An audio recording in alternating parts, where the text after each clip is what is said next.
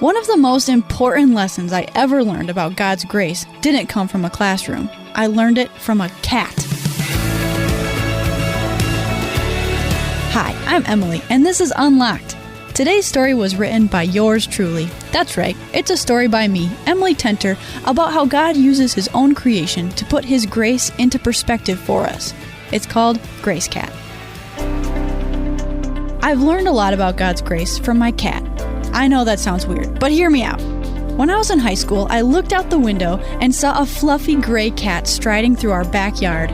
After talking with all the neighbors, we concluded that he had no home, so I made it my mission to give him one. I began leaving small bowls of food out on the porch for him. I was delighted to see him creep up the steps one day to eat. He came back every day for food, slowly becoming more comfortable with my family. It wasn't long before he allowed us to pet him.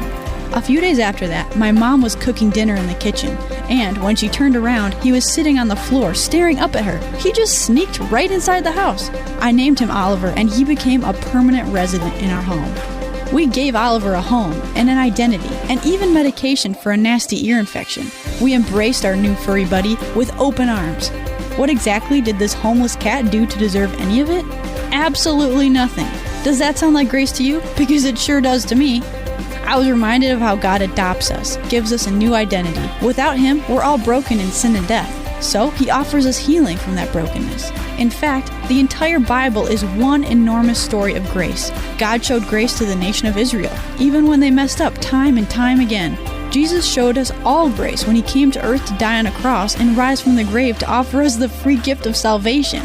There is nothing we have done or ever could do to earn such an enormous gift. But Jesus gave Himself for us anyway.